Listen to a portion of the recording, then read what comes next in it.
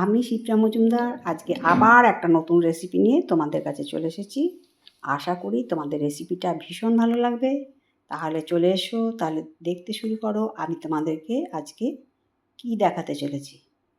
তাহলে এখন থেকে আমি শুরু করছি, কেমন? দেখো, আমি এখানে বেশ কয়েকটা ধনেপাতা, দুটো ডিম আর একটা কাঁচা লঙ্কা নিয়ে নিয়েছি। এইটা দিয়ে আজকে সুন্দর একটা রেসিপি তোমাদেরকে তৈরি করতে দেবো। মানে যে রেসিপিটা খেয়ে তোমরা এর স্বাদও ভুলতে পারবে না, গন্ধও ভুলতে পারবে না, এত এত টেস্টি।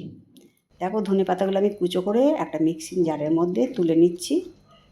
সম্পূর্ণ ধনেপাতাটা আমি এইভাবে মিক্সিং জারের মধ্যে তুলে নেব। সম্পূর্ণ ধনেপাতাটা তোলা হয়ে গেল। এরপরে আমি এখানে লঙ্কাটাও দিয়ে দিলাম, আর যেহেতু দুটো ডিম নিয়েছিলাম সেই দুটো ডিম আমি ভেঙে এর মধ্যে দিয়ে দেবো।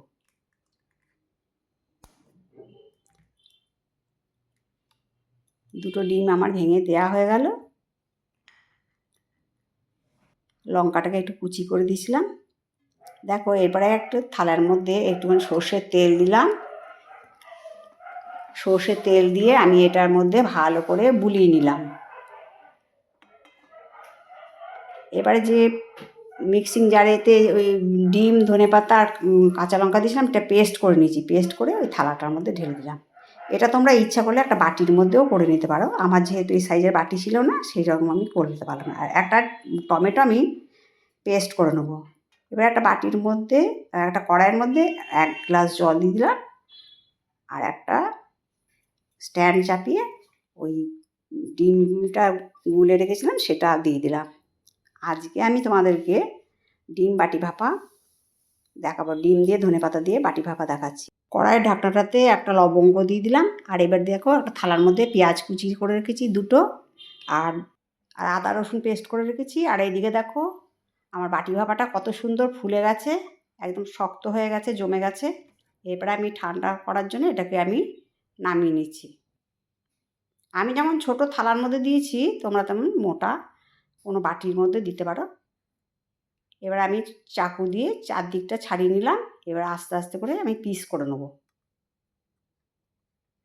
চৌকো চৌকো করে পিস করে নেব। প্রথমে লম্বার দিকে কাটলাম, তারপরে আবার এই দিকে কেটে দিচ্ছি।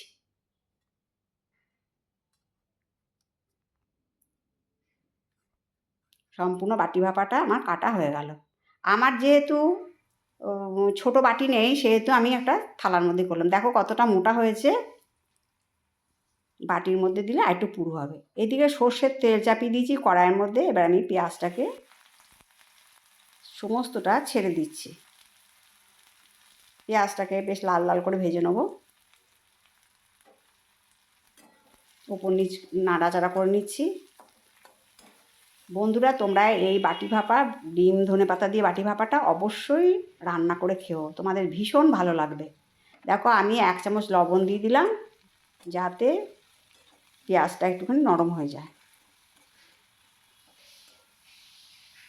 পেঁয়াজটা লাল লাল হওয়া পর্যন্ত আমি নাড়িয়ে চাড়িয়ে ভেজে নিলাম। তারপরে আদা রসুনের পেস্টটা দিয়ে দিলাম।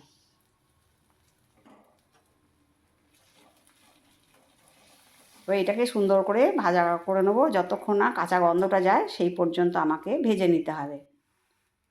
আর যে টমেটো পেস্ট করে রেখেছিলাম সেটাও ঢেলে দিলাম। তোমরা তোমাদের পরিমাণ মতো নিয়ে নেবে। আমি 2টো ডিম নিয়ে করেছি, তোমরা ইচ্ছা করলে 3টে 4টে যথা খুশি ডিম দিয়ে করতে পারো। এরপরে আমি এর মধ্যে হলুদ দিলাম, লাল লঙ্কার গুঁড়ো দিলাম, দিয়ে এটাকে ভালো করে কষিয়ে নেব। এবার একটু কাশ্মীরি লঙ্কার গুঁড়ো দিয়ে দিলাম। এই ডিম ধনেপাতার বাটি ভাপা থাকলে মাছ মাংস একদম ভুলে যাবে। আর এইটাকে একটুখানি ঝাল ঝাল করার চেষ্টা করবে। এটা ঝাল ঝাল করলে খেতে ভীষণ ভালো লাগে।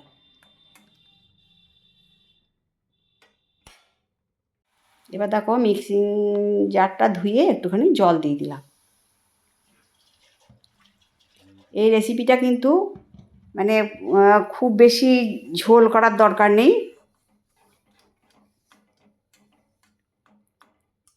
ভালো করে কষা পর্যন্ত আমি আর টমেটোর কাঁচা গন্ধ যাওয়া পর্যন্ত আমি এটাকে কষিয়ে নেবো। এরপরে যখন কষানো হয়ে গেছে এরপরে আমি ওর ওপর দিয়ে একটুখানি চিনি দিয়ে দিলাম স্বাদটাকে ব্যালেন্স করার জন্য, আর একটুখানি গরম মশলা দিলাম। এবার সুন্দর করে নাড়িয়ে চাড়িয়ে এটাকে আমি আর একটু ভালো করে কষিয়ে নেব।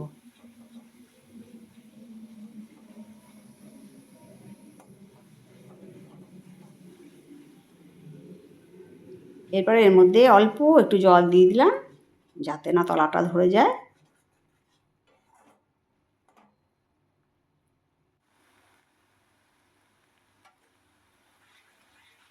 এরপরে আমি পরিমাণ মতো অল্প একটু গরম জল দিয়ে দিলাম। খুব বেশি ঝোল ঝোল রাখার দরকার নেই।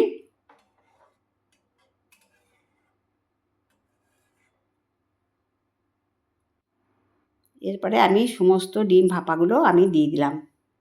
ডিম ধনেপাতা ভাপাটা পুরোটাই ছেড়ে দিচ্ছি। যেই ঝোলটুকু দিয়েছি সেটা কিন্তু পরে সমস্তটা সোক করে নেবে ডিমের বাটি ভাপাটা। দেখো কত সুন্দর দেখতে লাগছে। আর প্রথমে কিন্তু আমি যখন ডিম দিয়ে ধনেপাতা দিয়ে ফেটিয়ে নিয়েছিলাম তখন কিন্তু কোনো লবণ দিইনি। এখন এর মধ্যে যেতটুকু লবণ দেওয়া আছে সেই লবণটুকু ডিমের বাটি ভাপাটা সোক করে নেবে।